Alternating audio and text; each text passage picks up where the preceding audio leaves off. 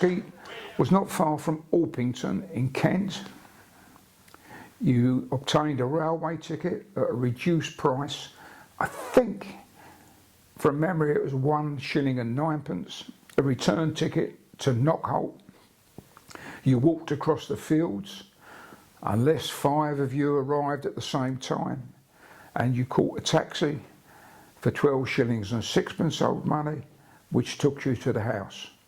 Mainly you walked over the fields, and you arrived at the house for a wondrous weekend. I went on boys' training weekends, and when I became a senior at the age of 16, I went on mixed weekends with the girls. That's another story for another time. But they were wonderful weekends. And some members who had somewhat difficult club lives, they went to Skeet without fail 2 and 3 weekends a month for 10 months a year. I went to Skeet roughly once every month, every 6 weeks. All activities took place at Skeet. Weather never came into it. If it was raining, you were down on the field. If the sun was shining, you were down on the field. And in the evening, you made your own entertainment. There were 7 dormitories, and it was incumbent on each dormitory to put a show on. So on a Saturday evening, it was all done with shows. The other big thing about Skeet that came to mind was the kippers for breakfast. And there was always a competition as to who could eat the most kippers. We had roast beef in the evening, kosher of course, but roast beef. And then, because we were 16, 17 and a few of us 18, boys used to come down on a Saturday evening because they worked on a Saturday. But what they did, they brought down hot, fresh bagels. So, having sat in the lounge round a log fire and playing quite intelligent games, because many of the children at the club actually attended grammar school, which, considering the area they lived, most lived within 1 mile of the club, it was a very high percentage. And we sat in old armchairs with the straw coming out, and we had great evenings. We had hot bagels, which the boys had brought down. And that was great at Skeet. Sundays, if you played football, you had to be back at the club by midday. And there was always a manager with a car that took you back to the club so that you could get changed to play football in the afternoon. You realise that I'm talking about a date of approximately 1950, 51, 52. There was no holidays abroad, and if people happened to go with their parents for a week to the seaside, but that didn't happen very often because the parents could not afford it. Most parents lived in tenement buildings or council flats, and they could not afford expensive holidays for the whole family. So Skeet was an outlet. I would say most of the youngsters of my era who went to Skeet had not experienced the countryside before they went there. The people that bought Skeet in the first place, which was 1944, they had great foresight to buy the house. They paid a peppercorn rent. The house was purchased by the Jewish Youth Fund for the sole use of Brady, and that was the lease. Sole use of Brady, and we had it every weekend. Christmas and bank holiday, May bank holidays particularly, were big weekends. There were tents in the ground, and the boys slept in tents, and the girls slept in the house. So on a normal weekend, a full weekend was 49 people maximum. But on bank holiday and Christmas, Christmas was a 4-day holiday. You used to get girls and managers, girl managers sleeping in the house, boys and the male managers sleeping in tents. So you could probably get 70, 75 people there on those special weekends. So yes, it was a special place.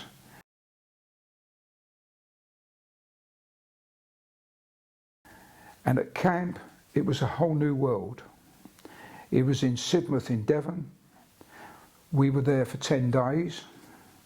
It rained for 10 days.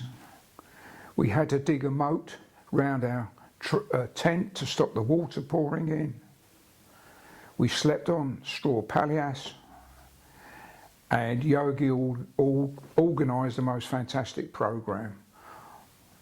Sport, shows in the evening, all done. The outside sports were all carried out in the rain. Nobody thought twice about it.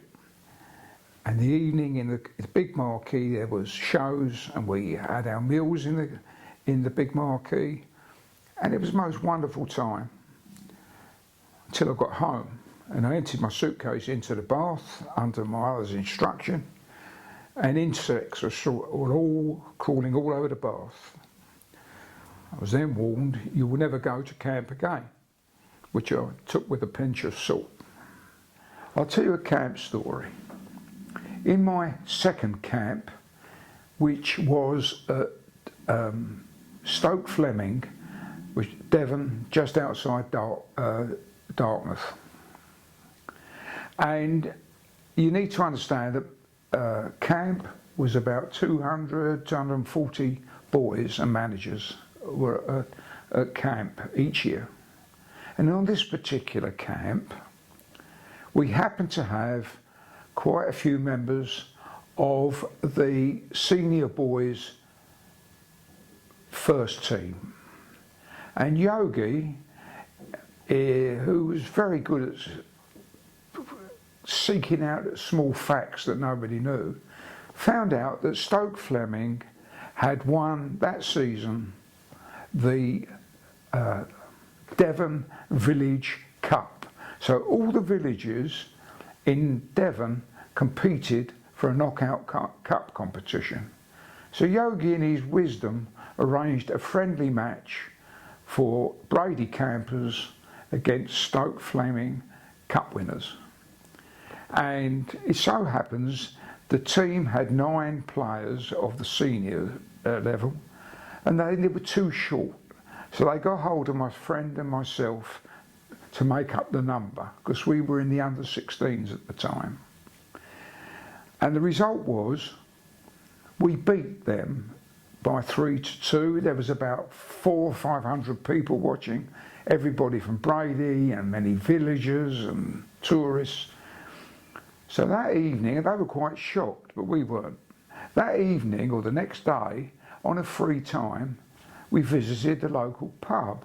And my friend and myself went in, and the licensee said, "Oh, you're the lads that beat our village team." And we said, "Yeah." He said, "I understand there were 2 15-year-olds in the team." And my friend, Big Mouth, said, "Yeah, that's us two." And the publican said, "Well, what are you doing in a pub if you're only 15 years old?" And he threw us out. So that was our adventure in Dartmouth. One other thing about Dartmouth, which illustrates Yogi. They had their carnival, a big event, and during that carnival they had an athletics meeting. So in his wisdom, Yogi enters some of us in their athletics event, and we duly won quite a few events. But they gave money prizes, and Yogi would not let us accept money because, he said, later in life we may go into professional sport or amateur sports, and if we'd taken money in the past we could be considered professionals. So he made the carnival event organisers go to all the shops in Dartmouth, and they all agreed to take a certificate presented to them where you could buy goods up to the value of the unused certificate. So instead of getting money, we all received certificates, and we went shopping in Dartmouth, and all the shops accepted this certificate and crossed off the amount of money you spent. When I say money, you're talking about £4.50, £5 maximum, but you could buy a lot for that money in those days. I did 2 holidays abroad as a member. Both were at Oberhofen in Switzerland, near Thun in the Bernese Oberland, which Yogi organised. And during those holidays he arranged a football match, naturally, against the local Thun football team. And they played in a stadium, beautiful little stadium, that had been used in the 1952 World Cup. And he arranged a friendly against them. In the first year, unfortunately, we did not have a lot of footballers on holiday. So we turned up and played this match, and we got beat 13-1, which didn't please us at all. But when I went back the second year for the next holiday abroad, of course a whole different set of boys came. And this time we had most of the football first team. And we duly went out to play Thun again. And they're thinking to themselves, we beat this lot 13-1 last year, you know, let's go for 20 this year. And they had an enormous shock when they got beat 4-2 because we had a totally different team of boys. We thoroughly enjoyed it, but I don't think they did. And that was the story of our 2 football matches where I was involved in Thun in Switzerland.